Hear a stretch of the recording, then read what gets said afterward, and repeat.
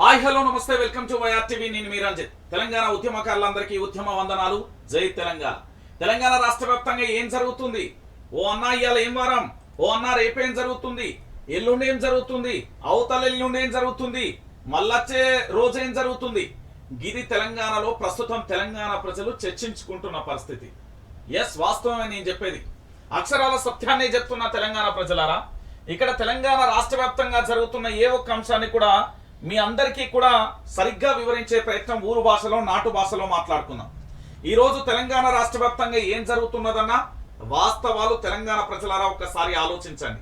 ఈ రోజు జరుగుతున్న కొన్ని తరుణాలను చూస్తే మీరు ఆశ్చర్యాన్ని వ్యక్తం చేస్తారు.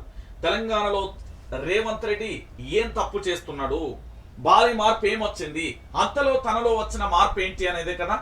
రైట్, ఒకసారి మనం గతానికి వెళ్దాం. కాసేపు పూర్తి స్థాయిలో మనం చర్చించుకున్నాం. ఏతలెంకడు ఏం మాట్లాడిండు, తర్వాత ఏం జరిగింది, ఇదే ప్రస్తుతం మనం తెలంగాణ రాష్ట్రంలో చర్చించుకోవాల్సిన అంశానికి సంబంధించి ఒకసారి చూసే ప్రయత్నం అయితే చేద్దాం. మీ అందరికీ తెలిసిన విషయమే. ఇక్కడేదో వచ్చిందన్న, గిడ కనబడ్డదా అన్న మీకు? సీఎం కాన్వాయ్లోకి బ్లాక్ కలర్ కార్లు, వాహనాలన్నీ ల్యాండ్ క్రూజర్లే. ముఖ్యమంత్రి రేవంత్ రెడ్డి సెక్యూరిటీ సిబ్బంది మార్చిన కాసేపటికి సీఎం కాన్వాయ్లోకి బ్లాక్ కలర్ కార్లు వచ్చాయి. సీఎం కాన్వాయ్లోని వాహనాలని నల్ల రంగులోకి మారిపోయాయి. ఇవన్నీ గత సీఎం కేసీఆర్ హయాంలో కొనుగోలు చేసిన ల్యాండ్ క్రూజర్ కార్లే కావడం విశేషం. ఇటీవల సీఎం రేవంత్ ఢిల్లీ టూరు, అక్కడి నుంచి దావోస్ పర్యటనకు 4 రోజులు వెళ్లడంతో ఆ సమయంలోనే వాహన శ్రేణిని అధికారులు మార్చేశారు. మెదక్ జిల్లాకు చెందిన బీఆర్ఎస్ ఎమ్మెల్యేలు ముఖ్యమంత్రిని కలిసిన 24 గంటలలోనే ఈ మార్పులు చోటు చేసుకోవడం రాజకీయ వర్గాలలో చోటు చేసుకున్న చర్చనీయాంశంగా మారిన పరిస్థితి. కేసీఆర్ దొంగతనం చేసిండు, కేసీఆర్ దాచుకున్నాడు, కేసీఆర్ వీటన్నింటిని కూడా ఎక్కడెక్కడో దాచిపెట్టిండు అనేది నా తెలంగాణ సమాజం అంతా కేసీఆర్ ను పూర్తి స్థాయిలో, కేసీఆర్ ను ఈ కాంగ్రెస్ ప్రభుత్వానికి సంబంధించి కళ్ళబొల్లి మాటలతోని తెలంగాణ సమాజాన్ని నమ్మించే ప్రయత్నం చేసింది. ఏదైనా ఒక రాష్ట్ర ముఖ్యమంత్రిగా బాధ్యతలు స్వీకరించినా లేదా కొత్తగా ముఖ్యమంత్రి కాబోతున్న వ్యక్తులు ఎవరైనా కూడా భద్రతా రీత్యా విజయవాడకు ప్రతి వెహికల్ ను కూడా బుల్లెట్ ప్రూఫ్ కోసం తరలించడం ఆనవాయితీ. అది మన ఒక రాష్ట్రమే కాదు, పక్కనున్న ఛత్తీస్గఢ్ కానీ, లేకపోతే ఇటు ఒరిస్సా కానీ, లేకపోతే తమిళనాడు కానీ, కర్ణాటక కానీ, ఏ రాష్ట్రమైనా అక్కడికి వెహికల్ వెళ్ళడం సర్వసాధారణంగా మారిపోయినాయి. మరి కొత్త వెహికల్ వచ్చినాయి. మరి పాత వెహికల్ సార్ ఏం చేసిండు? అసలే అప్పులలో ఉన్న రాష్ట్రం కదా ఆయనకు. అప్పులలో ఉన్న రాష్ట్రానికి సంబంధించిన వెహికల్లను పూర్తి స్థాయిలో కలర్ను మార్చి దానికి సంబంధించి గత సీఎం దీనిని ఆర్డర్ పెట్టిండు, ఆ కొనుగోలు చేసిన ఈ ల్యాండ్ క్రూజర్లే అని చెప్పిండు కదా. మరి వాళ్ళు కూడా మొన్ననే కొత్త వెహికల్ అన్ని కొన్నారు కదా. ఆయన ప్రమాణ స్వీకారం రోజు దాదాపుగా 32 నుంచి 72 వెహికల్ వచ్చినాయి. అవన్నీ ఎక్కడ పోయినాయి అనేది కూడా ఒకసారి అడగండి తెలంగాణ ప్రజలరా. గతంలో ముఖ్యమంత్రి మీద అతి భారీ విమర్శలు చేసింది ఈ ల్యాండ్ క్రూజర్లతో వచ్చిన చర్చ. ఏంది అంటే, ముఖ్యమంత్రి ఎవరైనా మళ్ళొకసారి ముఖ్యమంత్రి అవుతారు కాబట్టి తన కాన్వాయికి సంబంధించిన వెహికల్లలో ఏదైనా సాంకేతిక సమస్య ఉన్నప్పుడు లేదా కొత్త వెహికల్లను ఆర్డర్ చేయాలని ఇంటెలిజెన్స్ వాళ్ళు చెప్పినప్పుడు ఆ వెహికల్లను సాధారణంగా కూడా కొనుగోలు చేసిన తర్వాత వాటిని మళ్ళీ తన కాన్వాయిలో చేర్చడం సర్వసాధారణంగా జరిగిపోతుంది. ఈ మధ్యలో ఎన్నికలు రావడం, ఎన్నికలలో బీఆర్ఎస్ పార్టీ ఓటమి కావడం, దాని తర్వాత అనూహ్యంగా రేవంత్ రెడ్డి ముఖ్యమంత్రి కావడం సర్వసాధారణంగా జరిగిన విషయాలు. ఇప్పుడు ల్యాండ్ క్రూజర్లు కనిపించినాయి. మరి నాది తప్పైంది, గత ముఖ్యమంత్రిని అనవసరంగా అన్న ఈ తెలంగాణ కాంగ్రెస్ పార్టీకి సంబంధించి లేదా కేసీఆర్ ను దిచ్చిన వాళ్ళందరూ ఇప్పుడు ఏమంటారో దీనిని చూసి సమాధానం చెప్పాలి. నెంబర్ 1. ఇక మరొక అంశం ఏంటంటే, దీంట్లోనే ఇంకొక పెద్ద చర్చనీయాంశం ఏమైపోయింది అంటే, ఇగో ఈ పెద్ద మనిషి, ఈయన తెలుసు కదా, ఉన్నది లేనట్టు లేనిది ఉన్నట్టు కనికట్టు చేసి తెలంగాణ ప్రజలను బొక్కబోర్ల పాడించడంలో ఈయన మెదడుకు పెట్టింది మేత. ఈయన పేరు తెలుసు కదా, సునీల్ కొనుగోలు అంటారు అనుకుంటా. బహుశా ఒకసారి చూడాలి ఏం జరిగింది. మళ్ళీ వచ్చిన మాస్టర్ మైండ్. అసెంబ్లీ ఎన్నికల తర్వాత రాష్ట్రానికి స్ట్రాటజిస్ట్ సునీల్ కొనుగోలు సెక్రటరియట్ లో సీఎం రేవంత్ మంత్రి పొంగులేటితో మీటింగ్. ఎంపీ ఎలక్షన్లు, నామినేటెడ్ పదవుల భర్తీ నేపథ్యంలో భేటీకి ప్రాధాన్యం. అసెంబ్లీ ఎన్నికలలో కేసీఆర్ ప్రభుత్వాన్ని గద్దెదించడానికి వ్యూహాలు రచించిన కాంగ్రెస్ ఎలక్షన్ స్ట్రాటజిస్ట్ సునీల్ కొనుగోలు పార్లమెంట్ ఎన్నికల వేళ మరోసారి తెలంగాణలో ఎంట్రీ ఇచ్చారు. ఇవాళ ఆయన సెక్రటరియట్ లో సీఎం రేవంత్ రెడ్డితో భేటీ అయ్యారు. తొలుత మంత్రి పొంగులేటి శ్రీనివాస్ రెడ్డితో సమావేశమైన ఆయన అనంతరం మంత్రితో కలిసి సీఎం ఛాంబర్ లో రేవంత్ రెడ్డితో భేటీ అయ్యారు. పార్లమెంట్ ఎన్నికలు, నామినేటెడ్ పదవుల భర్తీ, ఎన్నికల హామీల అమలుపై ప్రభుత్వం కసరత్తు చేస్తున్న వేళ ఈ సమావేశంలో రాజకీయ వర్గాలలో ప్రాధాన్యత సంతరించుకుంది. హైకమాండ్ నిర్ణయంలో మార్పు, సునీల్ కొనుగోలు సేవలను సార్వత్రిక ఎన్నికలలోనూ ఉపయోగించుకోవాలని పార్టీ అధిష్టానం తొలుత భావించింది. కానీ దీర్ఘకాలిక ప్రయోజనాల దృష్ట్యా ఆయన సేవలు కేవలం రాష్ట్రాల అసెంబ్లీల ఎన్నికలకే పరిమితం చేయాలనే నిర్ణయానికి వచ్చిందని మీడియాకు లీకులు వచ్చాయి. ఇంతలోనే అనూహ్యంగా సెక్రటరియట్ లో ప్రత్యక్షం కావడం చర్చకు దారితీసింది. రేపు ఎల్బీ స్టేడియంలో ఏఐసిసి అధ్యక్షుడు మల్లికార్జున్ ఖర్గే కాంగ్రెస్ బూత్ లెవెల్ ఏజెంట్ల సమావేశానికి హాజరు కానున్న సందర్భంగా ఈ భేటీ జరగడంతో పార్టీలో డిస్కషన్ నడుస్తుంది. పార్లమెంట్ ఎన్నికల కోసమే అధిష్టానం మళ్లీ రంగంలోకి దింపిందనే ఊహాగానాలు కూడా వినిపిస్తున్నాయి. 6 గ్యారంటీలపై కీలక సూచనలు చేసిందట. ఏం చేసింది ఈయన లోటపీసు? కాంగ్రెస్ పార్టీ హామీలపై ప్రతిపక్షాలు విమర్శలు చేస్తున్న క్రమంలో పార్లమెంట్ ఎన్నికల వరకు ముఖ్యమైన స్కీమ్లకు శ్రీకారం చుట్టాలని రేవంత్ రెడ్డి భావిస్తున్నారు. దీంతో 6 గ్యారంటీల పథకాల అమల్లో అనుసరించాల్సిన వ్యూహాల విషయంలో సునీల్ కొనుగోలు ముఖ్యమంత్రికి కీలక సూచనలు చేసినట్టుగా తెలుస్తుంది. అలాగే అసెంబ్లీ ఎన్నికల సమయంలో తన వద్ద ఉన్న డేటా ఆధారంగా నామినేటెడ్ పదవుల పంపకాల విషయంలో అనుసరించాల్సిన విధానాలపై సీఎంతో చర్చించాల్సి వచ్చింది. ఎవరైనా తెలంగాణ రాష్ట్రానికి సంబంధించిన వ్యక్తి కాదు. ఈయన ఏం చేస్తాడు అంటే ఉన్నది లేనట్టుగా లేనిది ఉన్నట్టుగా చెప్పే ప్రయత్నం చేస్తాడు. కాబట్టి ఈయన మాటలు మీరు కనుక నమ్మితే ఏంది అంటే తెలంగాణ ప్రజలారా ఒకసారి చూడండి, మన ఊళ్ళలో పగటేసగాళ్ళు అని ఎత్తారు. ఏది మూతికి రంగు చుట్టుకొని ఒంటి మీద గుడ్డ లేకుండా ఓన్లీ ఏంది జాంగియో లేకపోతే లుంగియో లేకపోతే దూతి కట్టుకొని వచ్చి పోరగాళ్ళని భయపట్టించో లేకపోతే పగడేసగాడు అనేది ఎత్తారు. దాని తర్వాత ఇంకోటి ఎవడెత్తాడంటే నేనే పిట్టలు దూరని నేనే ఇంకా రావనని కాస్త ముందడిగేస్తే ఇంకో క్యారెక్టర్ కూడా ఉంటది. అలాంటి పెద్ద మనిషి అయిన తెలంగాణలో ఉన్నది లేనట్టుగా లేనిది ఉన్నట్టుగా కనికట్టి చేసి ఒకరి మీద ఆరోపణలు చేసి బట్టగాల్చి మీదేసి ఏంది అంటే ఆ వాస్తవాలను దూరంగా ఉంచి అవాస్తవాలను తెలంగాణ ప్రజల ముందు పెట్టి ఇగో గివిలు లంగా దొంగ గిట్లా జరుగుతున్నది గీ ముచ్చట్లని మీరు ఈనురి గిదే నిజం అబద్ధాన్ని పదే పదే పదే పదే పదే నిజం చేయట్లో ఈయన దిట్ట. ఎందుకు రేవంత్ రెడ్డిలో మార్పు వచ్చిందంటే రేవంత్ రెడ్డికి సంబంధించి ఎప్పటికీ 6 గ్యారంటీల అమలుకు సంబంధించి ఆయనకి ఏం చేయాలో అర్థమైతలేదు. ఇలాంటి పరిస్థితులలో ముఖ్యమంత్రి గారు మళ్ళీ పిలిపించుకున్నారు. అంటే ముఖ్యమంత్రికి అడ్మినిస్ట్రేషన్ దాంతో పాటు పరిపాలన దక్షత పరిపాలన దిక్సూచి ఏదీ లేదు. ఆయనకి ఏం అర్థమవుతుంది అంటే మన తెలంగాణ ప్రజలు చాలా మట్టిగా అన్నది ఏంటంటే ఆయన వల్ల ఏం కాదన్న అని కూడా చెప్తున్న పరిస్థితి కనబడతాను. ఇక రేవంత్ పాలనను తట్టుకోలేకపోతున్న కేసీఆర్ అవును మరి మీరు అద్భుతంగా చేస్తున్నారు. ఈ రోజు అగ్రికల్చర్ యూనివర్సిటీలలో ఏబీవీపీ నాయకురాలు మహిళ మీద జుట్టు పట్టి ఆ స్కూటీ మీద వెళ్తున్న మహిళా కానిస్టేబుల్ కింద పడేసి గిట్లనే ఉంటది మరి అన్నారు. ఏం జగ్గారెడ్డి కళ్ళు కనిపించలే? వాటిని చూడు, మన ఇంట్లో ఆడపిల్ల కూడా ఉంది కదా జగ్గారెడ్డి, అది కదా నీ పాలన, అద్భుతమైన పాలన. ఏంది రైతు బంధు రాలేదంటే కేసులు పెట్టే నీ పాలన. ఇక నీ పాలన గురించి నువ్వే చెప్పాలి. ఇక కేటీఆర్ ఓరోలేకపోతే నా లొట్టపీసింగ్ కాదు, చెట్టాపట్టాలు వేసుకున్నావు కదా.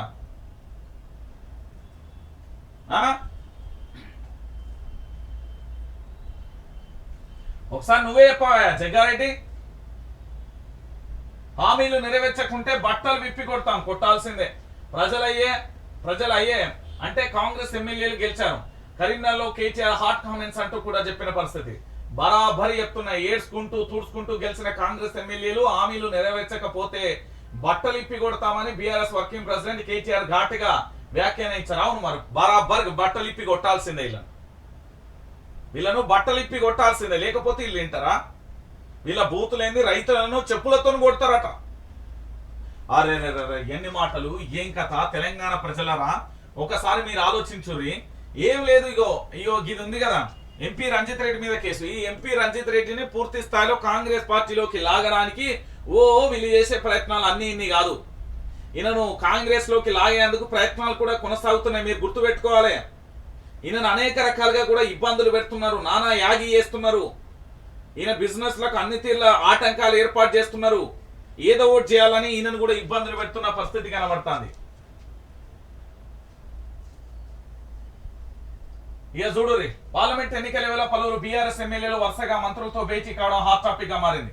ఇటీవల మంత్రి పొంగులేటి పొన్నం ప్రభాకర్ తో రాజేంద్ర నగర్ ఎమ్మెల్యే ప్రకాష్ గౌడ్, ఉప్పల్ ఎమ్మెల్యే లక్ష్మారెడ్డి కలిశారు. తాజాగా ఉమ్మడి మెదక్ జిల్లా ఎమ్మెల్యేలు సీఎం ను మీట్ అయ్యారు. దీంతో పార్టీ నేతలు వరుసగా అధికార పక్షంతో భేటీ కావడం ద్వారా ప్రజల్లోకి తప్పుడు సంకేతాలు వెళ్తాయనే భావంతోనే కేసీఆర్ అప్రమత్తమయ్యారని తెలుసు. ఆ నలుగురిపై సీరియస్ అయ్యారని, అందుకే వారు మీడియా ముందుకు వచ్చి మరోసారి క్లారిటీ ఇచ్చారని పొలిటికల్ సర్కిళ్లలో టాక్ వినబడుతుంది. లేకపోతే ఒక్కసారి కాదు 100 సార్లు వెళ్తారు. ఈయన పోయి బీజేపీ నేతలకు సంబంధించి బీజేపీ ప్రధానిని లేకపోతే బీజేపీ ప్రధాన మంత్రులను ఏంది కేంద్ర మంత్రులను కలవచ్చు, కానీ మామూలు కలిపితే తప్పేంది అనేది ప్రధానంగా కూడా కేసీఆర్ చెప్పుకుంటూ వచ్చిన పరిస్థితి కనబడతాను. ఇక ఇప్పుడు అసలు విషయాల్లోకి వెళ్దాం. తెలంగాణ ప్రజలారా, అసలు విషయాలు ఏంది, ఏం జరిగినది, ఏం కథ అనేది ఒక్కసారి మనం చూసే ప్రయత్నం అయితే చేద్దాం. ఎందుకంటే తెలంగాణ రాష్ట్ర వ్యాప్తంగా కూడా ఇప్పటి వరకు జరిగిన కొన్ని ఎపిసోడ్లను చూస్తే మీకే క్లారిటీ వస్తుంది. ఎందుకంటే తెలంగాణ రాష్ట్ర రాజకీయాలలో పూర్తి స్థాయిలో కూడా మహిళలకు సంబంధించి జుట్టు పట్టుకొని ఈడ్చడం కానీ లేకపోతే ఇతరత్ర కార్యక్రమాలు కూడా మీరు అందరూ చూసిన విషయమే. ఇంత దారుణంగా ఎక్కడైనా జరిగిందా, ఎప్పుడైనా జరిగిందా అనే విషయాన్ని మనం చూసాం, గతంలో కూడా చూసిన పరిస్థితి కనబడతాం. సో తెలంగాణ రాష్ట్ర వ్యాప్తంగా కూడా ఇప్పటి వరకు ఏం జరిగింది, ఎట్లెట్లున్నది అనేది ఒకసారి మనం చూసే ప్రయత్నం అయితే చేద్దాం. తెలంగాణ ప్రజలారా, ఎందుకు నేను ఈ విషయాన్ని చెప్తున్నా అంటే తెలంగాణ రాష్ట్ర వ్యాప్తంగా ఏం జరుగుతున్నది, ఏం కథ అనేది ఒకసారి చూద్దాం.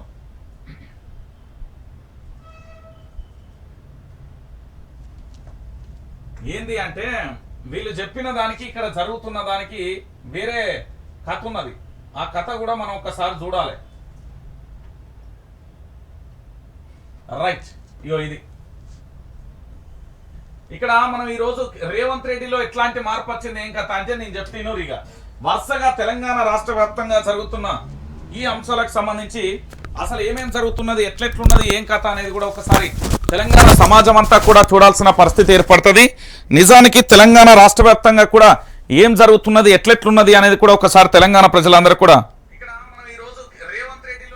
చూడండి. తెలంగాణ ప్రజలారా, వాస్తవాలను ఒకసారి మనం చర్చించుకుందాం. రాష్ట్ర వ్యాప్తంగా ఏం జరుగుతున్నది, ఎట్లెట్లున్నది, రేవంత్ రెడ్డిలో వచ్చిన మార్పు ఏంటిది అనేది ఒకసారి మనం చూడాలి. వీళ్ళు ఏం చెప్పిళ్ళు అంటే తెలంగాణ ప్రజలు ఎవరు అడగలే, తెలంగాణ ప్రాంత బిడ్డలు కానీ తెలంగాణ ప్రాంత ప్రజలు కానీ ఎవరు అడగలే. ఎవరు అడిగిళ్ళు మీరే ఆలోచించండి. వాళ్ళకై వాళ్ళే బీఆర్ఎస్ ప్రభుత్వాన్ని ఓడించడానికి అలవి కాని హామీలన్నింటినీ అమలు చేసింది కేవలం కాంగ్రెస్ ప్రభుత్వం మాత్రమే. అలవి కాని హామీలన్నీ ప్రకటించింది, వాటన్నింటినీ అమలు చేస్తాం, మేము గొప్ప ప్రభుత్వం అని చెప్పుకుంటున్న పరిస్థితి కనబడ్డది. ఏం జరిగిందో ఒకసారి మీకు చెప్తా. ఏంది అంటే తెలంగాణ ప్రజలారా ఒకసారి ఆలోచించండి. ఇక్కడ మొట్టమొదటిసారిగా మీరు ఏం చెప్పిళ్ళు అనేది ఒక్కొక్కటిగా కూడా మనం చర్చించాలి ఈరోజు. ఒకటి, వీళ్ళు చెప్పిన అంశాల కంటే తెలంగాణలో జరిగింది ఏందో చూద్దాం. రైతులపై కేసు మొట్టమొదటిసారిగా దీన్ని చర్చించండి. రైతు బంధు రాలేదు మహాప్రభు అంటే రైతుల మీద కేసు వచ్చిన దౌర్భాగ్యమైన పరిస్థితి ఈ తెలంగాణలో ఏదైనా ఉంది అంటే అది కాంగ్రెస్ ప్రభుత్వం. కాంగ్రెస్ ప్రభుత్వం అనేది ప్రజలకు, రైతులకు ఏంది అంటే నచ్చని ప్రభుత్వం అనేది మరొకసారి 50 సంవత్సరాల వీళ్ళ పరిపాలనలో ఏం జరిగిందో ఇప్పుడు కూడా గదే నిరూపించిన పరిస్థితి ఏదైనా ఉన్నది అంటే కాంగ్రెస్ ప్రభుత్వం. ఎందుకంటే రైతు బంధు పడలేదు అన్నందుకు కేసు నమోదు చేసిన, ఆ కేసు పెట్టాలని డిమాండ్ చేసిన అద్భుతమైన ప్రభుత్వం ఇదొకటి. ఇక దీనితో పాటుగా జీవో నెంబర్ 55 అగ్రికల్చర్ భూములకు సంబంధించి, ఈ అగ్రికల్చర్ భూములు ఏవైతే ఉన్నాయో రాజేంద్ర నగర్లోని వ్యవసాయ యూనివర్సిటీకి సంబంధించిన మహిళ ఏబీవీపీ నాయకురాలు ధర్నా చేస్తే తన వెంట స్కూటీ మీద 2 మహిళా కానిస్టేబుల్ వెళుతూ తన జుట్టును ఈడుస్తూ కింద పడేసి మరి గిట్లనే ఉంటది అంటూ ఒక మహిళ పట్ల అసభ్యకరంగా, అధ్వానంగా ఏంది ఇక ఆ మహిళను గాయపరిచిన ఈ పోలీసుల విషయంలో ఈ రాష్ట్ర ప్రభుత్వానికి సంబంధించి మన బిడ్డలకి ఎలాంటి రక్షణ ఉన్నది అంటే తెలుస్తుంది. ఇక మూడో అంశం ఏంటంటే మీ అందరికీ తెలిసిన విషయమే.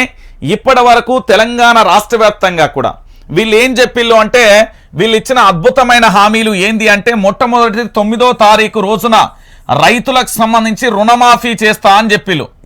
ఈ రుణాన్ని ఎవరు అడగలే, ఈ రుణమాఫీ చేస్తా అని చెప్పిన పరిస్థితి కనబడ్డది. మరి రుణమాఫీ ఎందుకు చేయలేదు అనేది మొదటి క్వశ్చన్ ప్రశ్నించడం జరిగింది. ఈ ప్రశ్నకి ఎక్కడైనా సమాధానం దొరుకుతుందా అంటే లేని పరిస్థితి కనబడ్డది. ఇక దానితో పాటుగా మరొక అంశం ఏంటంటే పింఛన్లకు సంబంధించి, ఈ పింఛన్లకు సంబంధించి తెలంగాణ ప్రజలు ఎవరు అడగలే, వీళ్ళే చెప్పిళ్ళు. కేవలం ఒకటే ఒక నెల, నవంబర్ నెల ఆగండి, ఆ తర్వాత పూర్తి స్థాయిలో 4,000 రూపాయల పింఛన్లు ఇస్తామంటూ చెప్పి మనకి ఇప్పటి వరకు కూడా హామీ నెరవేర్చని అధ్వానమైన ప్రభుత్వం ఏదైనా నెల రోజులల్లోనే మేము ఇవన్నీ చేయగలుగుతామంటే నెల రోజులలో నిన్ను ఎవడియమన్నాడు హామీ?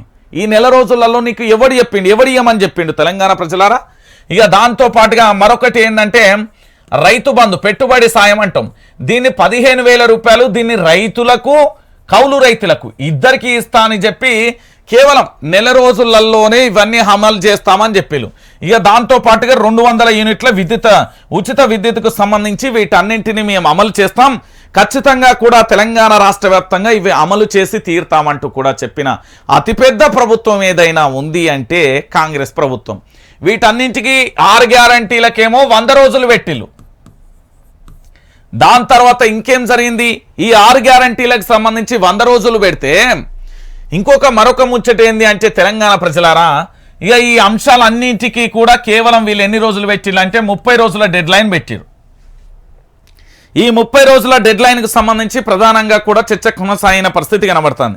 ఇక దీంతో పాటుగా ఏంది అంటే సునీల్ కొనుగోలు వాళ్ళ భజన మీడియాతోని ఈరోజు రేవంత్ రెడ్డి సెక్రటరియట్లో ముచ్చట పెట్టిన పరిస్థితి యావత్తు తెలంగాణ సమాజం అందరూ కూడా ఆలోచించాలి. ఇవాళ ఏం చేసిందంటే సునీల్ కొనుగోలు అనే వ్యక్తిని ఎట్లా తీసుకొచ్చాడు, దాంతోపాటు మీడియాలో మీరు ఏం ప్రొజెక్ట్ చేయాలి, తెలంగాణ ప్రజలను మళ్ళొక్కసారి ఎట్లా మభ్యపెట్టాలి, తెలంగాణ ప్రజలను మళ్ళొక్కసారి ఎట్లా మోసం చేయాలి, ఏం చేయాలి అనేది తెలంగాణ ప్రాంత బిడ్డలను మళ్ళొక్కసారి ఎట్లా మోసం చేయాలంటూ వివరించిన పరిస్థితి కనబడుతుంది. కాబట్టి తెలంగాణ బిడ్డలారా చాలా జాగ్రత్తగా ఉండండి. వీళ్ళ మాయ మాటలకు నమ్మి గనక మీరు తెలంగాణ ప్రాంతంలో ఇప్పుడు రానున్న పార్లమెంట్ ఎన్నికలలో గనక గనక మోసము జరిగితే ఇక మనల్ని కాపాడే వాళ్ళే ఉండరు, గుర్తుపెట్టుకోరి.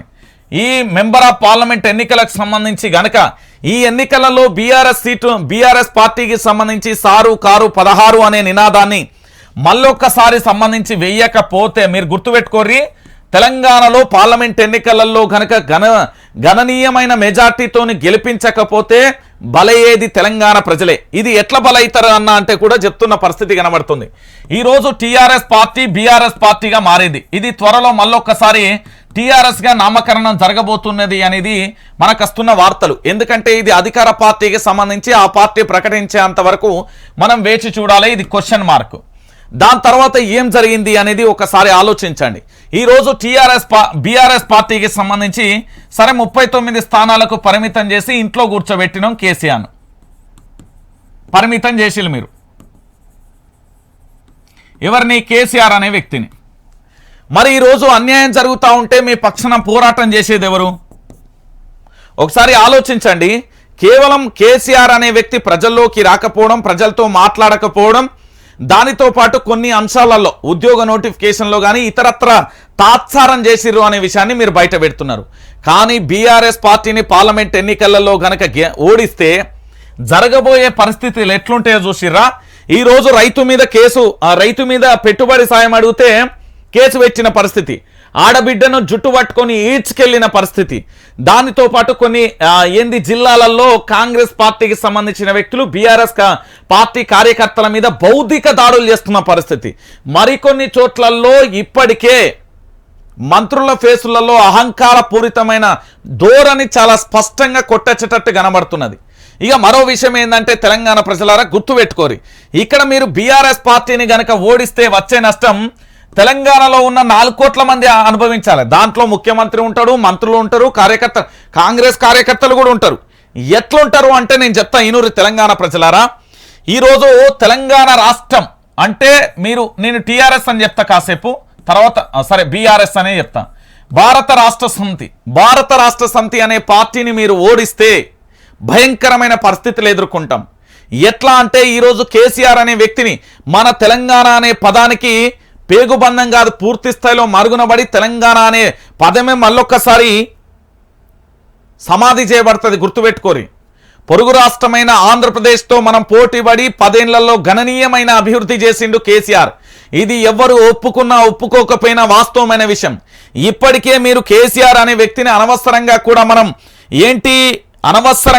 ఓడించామనే బాధతోని చాలా మంది కూడా ఉన్న పరిస్థితి కనబడుతుంది. కేసీఆర్ను ఓడించడం ద్వారా జరిగిన నష్టం ఏంటో తెలుసా? 24 గంటల నిరంతర ఉచిత విద్యుత్తును కోల్పోయినాం. విద్యుత్తుకు సంబంధించి నిరంతరాయంగా జరిగిన 24 గంటలకు సంబంధించిన విద్యుత్తు నెంబర్ 1. దాంతోపాటు నీళ్లను ఇప్పటికే చెరువులన్నీ కలకలలాడుతూ ఇది వర్షాకాలమా ఎండాకాలం అనే తీరులో ప్రతి గ్రామంలోని చెరువు మత్తడి పోసే తీరులో చేసిండు కేసీఆర్. దాంతోపాటు ప్రాజెక్టుల విషయంలో కేసీఆర్ 2014 నుండి కేంద్రంపై నువ్వెంత అంటే నువ్వేంద్రభై అన్నాడు కేసీఆర్. తెలుసా మొగోడు నిజంగా కేసీఆర్ అనే వ్యక్తి ఎక్కడా కూడా లాలూచి పడలే, ఎక్కడా కూడా తన ఒత్తిళ్లకు తలొగ్గలే. ఆఖరికి తమ కుమార్తె ఎవరు కవిత మీద ఎన్ని కేసులు బనాయించినా, ఎంత ఇబ్బంది పెట్టినా, కుమారుని మీద ఎన్ని ఆరోపణలు చేసినా కానీ కేసీఆర్ ఎక్కడ తగ్గేదేలే అన్నాడు.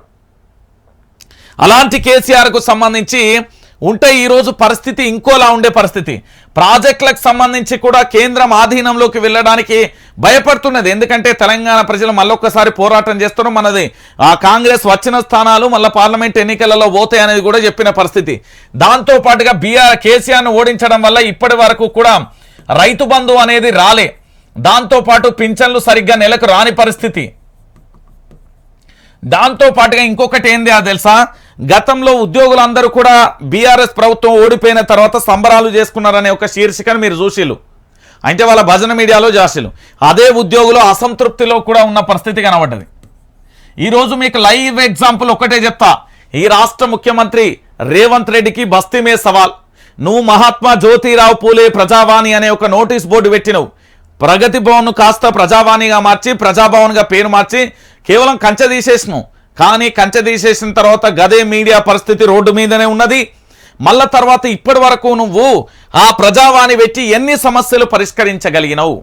ఈరోజు తెలంగాణ ప్రజలకు ఒక్కసారి చెప్పగలుగుతావు రేవంత్ రెడ్డి, ఇప్పటి వరకు నువ్వు ఎన్ని సమస్యలను పరిష్కరించగలిగినవు? ఈ తెలంగాణలో ఇప్పటి వరకు నువ్వు పరిష్కరించిన ఎన్నెన్ని సమస్యలను పరిష్కరించగలిగినవు? వాటిని ఎంత మేరకు పూర్తి స్థాయిలో తెలంగాణ ప్రజలందరికీ కూడా చెప్పగలిగినవు? ఒక్క స్టేట్మెంట్ అయినా ఉందా రేవంత్ రెడ్డి? ప్రజా సమస్యలను వింటున్న గౌరవ రాష్ట్ర ముఖ్యమంత్రి వర్యులు రేవంత్ రెడ్డి ఫోటో స్టిల్స్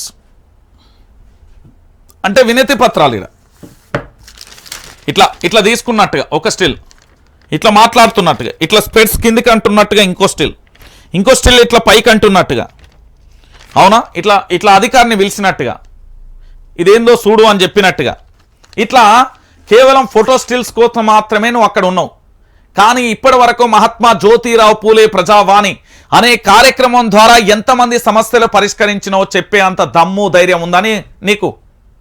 రాష్ట్ర ముఖ్యమంత్రివే కదా, నువ్వు ల్యాండ్ క్రూజర్లు మారుస్తావా, లేకపోతే నువ్వు కొత్త బట్టలు వేసుకుంటావా, నీ చుట్టూ భజన మీడి ఉంటుందా, లేకపోతే అంత అనుచర వర్గం ఎవరిని పెట్టుకుంటావో మాకు సంబంధం లేదు పై. ఈ తెలంగాణలో ఇప్పుడున్న పరిస్థితులలో మహాత్మా జ్యోతిరావు పూలే అని బట్టి విక్రమార్కకు సంబంధించి అక్కడ నివాస స్థలం ఇచ్చి ఆ పక్కనే పూర్తి స్థాయిలో కూడా నువ్వు పెట్టినావు కదా పెద్దదే. ప్రజా సమస్యలు స్వీకరించబడను. అక్కడ ఒక సీఎం కనబడడు, ఓ మంత్రి కనబడడు, ఓ ఎమ్మెల్యే కనబడ్డాడు, పోనీ ఐఏఎస్ ఆఫీసర్ స్థాయికి సంబంధించిన వ్యక్తి కనబడతాడా అంటే అది కూడా లేని పరిస్థితి కనబడ్డది. అంటే తెలంగాణ ప్రజలారా ఒక్కసారి మీరే ఆలోచించుర్రి. మొత్తానికి ఏం చేస్తున్నాడు అంటే తెలంగాణ ప్రజలకు పెద్ద గుండు సున్నా చూపెట్టబోతున్నాడు రేవంత్ రెడ్డి. ఇదే రేవంత్ రెడ్డిలో వచ్చిన పెద్ద మార్పు ఏంది అంటే, ఇది రేవంత్ రెడ్డిలో వచ్చిన బ్రహ్మాండమైన మార్పు అనేది తెలంగాణ ప్రజలందరూ కూడా గుర్తుపెట్టుకోవాలి. రేవంత్ రెడ్డిలో వచ్చిన అద్భుతమైన మార్పు ఏంది రంజిత్ అన్న అంటే, నేను చెప్పిన ఏంది అంటే తప్పు చేస్తున్నాడు రేవంత్ రెడ్డిలో వచ్చిన భారీ మార్పు ఏంటంటే ఈ తెలంగాణ ప్రజల్ని మోసం చేస్తున్నాడు. ఈయన తెలంగాణ ప్రజల్ని మోసం చేస్తున్నాడు. కేవలం తన యొక్క వ్యక్తిగత స్వార్థాల కోసం, తన అవసరాల కోసం మాత్రమే తప్ప తాను ఏం చేసేయలేదు. మీరు అందరూ కాళేశ్వరం ప్రాజెక్టు గురించి లేకపోతే ఇతరత్ర ప్రాజెక్టుల గురించి ఎంక్వైరీలు జరుగుతున్నాయి, పలానా శాఖలో 1000 కోట్ల అవినీతి జరిగింది, పలానా శాఖలో ఇంత జరిగింది, పలానా శాఖలో అంత జరిగిందని మీరు మొత్తం మంత్రులు, ఎమ్మెల్యేలు, సీఎంల స్టేట్మెంట్లు విన్నారు కదా. మొత్తం డీళ్లు సెట్ అయినాయి. వాడు వేయిండు వీని దగ్గరికి వచ్చిండు, వీడు వాని దగ్గరికి వచ్చిండు, ఎవరి బ్యాగులు ఆడికి సెట్ అయినాయి. హైలైట్ ఏంటంటే రాష్ట్ర ముఖ్యమంత్రి ఎవరికి అంటే సామాన్యమైన ప్రజలకు గెలవాడు ఈ రేవంత్ రెడ్డి అంటాను. ఇవాళ సెక్రటరియట్కు పోయినాం మేము, బరాబరి చెప్తున్నా కదా. షిట్టేది ఇగో ఇది సెక్రటరియట్కు సంబంధించి మేము వెళ్ళినాం.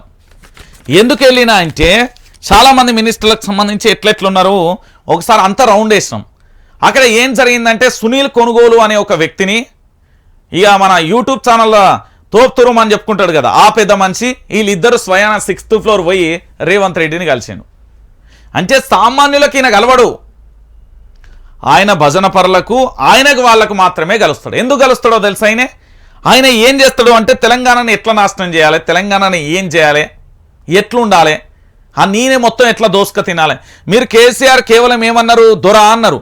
ఈయన దొరకు ముత్తాత, రేవంత్ రెడ్డి అనే వ్యక్తి దొరకు ముత్తాత. ఈ విషయాన్ని తెలంగాణ ప్రజలందరూ పాపం గ్రహించక చాలా బాధపడుతున్న పరిస్థితి కనబడుతుంది. సెక్రటరియేట్లో మొత్తం ఏమంటున్నారు అంటే, అక్కడ ఉండే నా మిత్రులు కొంతమంది పోలీస్ డిపార్ట్మెంట్కి సంబంధించి ఎట్లున్నారు సార్ అంటే, గతంలోకి వీళ్ళందరూ లేదుగా రంజిత్, ఇప్పుడు వీళ్ళందరూ ప్రజలు ఎందుకు వస్తున్నారు వాళ్ళు? నీ పార్టీ కార్యకర్తలో లేకపోతే ఇతర, ఎందుకంటే నువ్వు సమస్యల కోసం ప్రజావాణి ఇచ్చినావు.